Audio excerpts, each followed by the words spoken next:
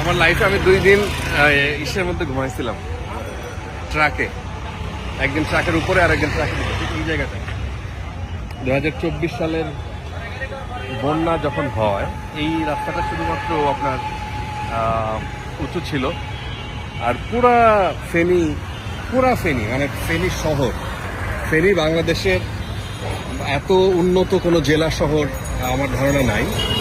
আমি বাংলাদেশের প্রায় সবগুলো জেলাতেই আমার ঘোরার সুযোগ হয়েছে। তো ফেনীতে এই 18 তলা বিল্ডিং আছে আমার মনে হয় 30টার উপর, একটা জেলা শহর, এটা কিন্তু কোনো সিটি কর্পোরেশনও না। তো এই ফেনীতে এই যে এই বিল্ডিংটার পরবর্তীতে আমরা ভাড়া নিয়েছিলাম, আর এই বিল্ডিংয়ে আমি ছিলাম কয়দিন, ছিলাম বোধ হয় 3 দিনের মতো। পাশের এক ভাই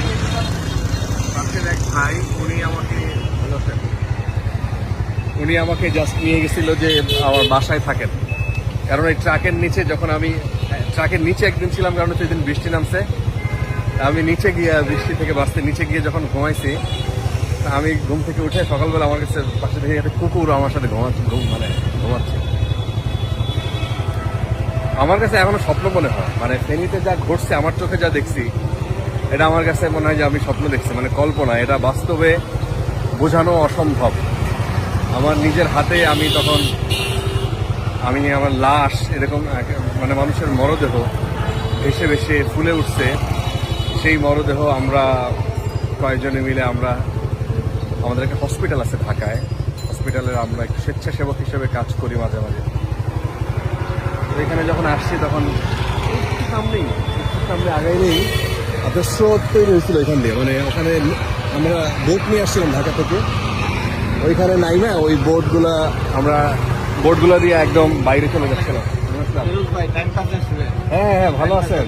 হ্যাঁ, আপনার রেস্টুরেন্টে আমাদের খাওয়াইছিলেন, মনে আছে? আচ্ছা শোনেন, আবার ভাইয়ের কথা দেখে মনে পড়লো যে ওনার কাছে আসে, ওনার রেস্টুরেন্টে মানে বন্যার সময় সবকিছু তো বন্ধ। আপনার মনে আছে কিনা আমি জানি না, ওই সময় এই ফেনীতে একটা ডিম পাওয়া যায় নাই, একটা ডিম যে পাওয়া যাবে একটা রেস্টুরেন্ট খোলা ছিল না। পরে ভাই বলছে যে আচ্ছা ঠিক আছে, আমরা এটা ব্যবস্থা করি। আপনাদের রেস্টুরেন্টটা ওই 3 তলায় না? দেখা তো ওইখানে আমরা যারা মানে ঢাকা থেকে আসছিলাম, ভাই আমাদেরকে খাওয়াইছিলেন, আমরা বোধহয় 2 দিন ওনার ওইখানে খাইছিলাম। তো ওই সময় ডিমও ছিল না। আমরা বলছি ভাই আপনাদের তো চাইনিজ রেস্টুরেন্টে যা হয়, যা ইচ্ছা তাই আমাদেরকে খাওয়ান।